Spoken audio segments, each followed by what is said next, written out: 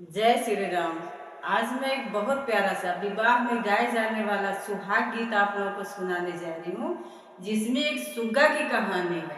सुग्गा पिंजड़ा में बंद रहता है और जब उसके मालिक की शादी होती है तो देखिए पिंजड़ा में से फड़फड़ा के मीठी आवाज में अपने मालिक से क्या कहता है। अगर आप लोगों को अच्छा लगे तो लाइक शेयर सब्सक्राइब जरूर करिएगा और मेरा सुहाग गीत आप लोग फुल वॉच करके देखिएगा। जय श्री राम। पिंजड़ा में मीठे स्वर में बोलाला सुगनवा, अरे बोलाला सुगनवा की हमहू पारते साथे जब रे ललनवा, अरे हमहू पारते साथे जब रे ललनवा। पिंजड़ा से मीठे स्वर में बोलाला सुगनवा,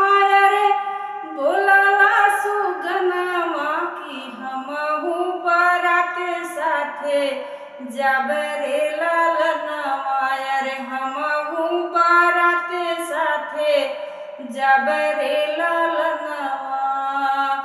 जऊ बरती हवे जइहा मोटर गाड़ी से, अरे मोटर गाड़ी से, अरे हमहू आकाश उड़ल जब रे ललनवा, अरे हमहू आकाश उड़ल जब रे ललनवा।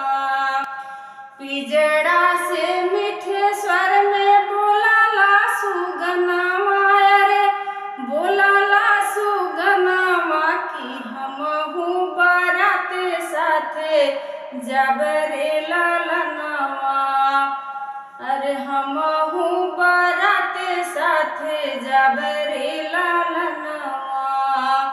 जऊ बरती हवे खैहा पूड़ी से कचौड़ी, अरे पूड़ी से कचौड़ी की हमहू जे आम तोड़ी खबरे ललनवा, अरे हमहू जे आम तोड़ी खबरे ललनवा। पिंजड़ा से मीठे स्वर में बोलाला सुगनवा, बोलाला सुगनवा की हमहू बाराते साथे जब रे ललनवा, कि हमहू बाराते साथे जब रे ललनवा।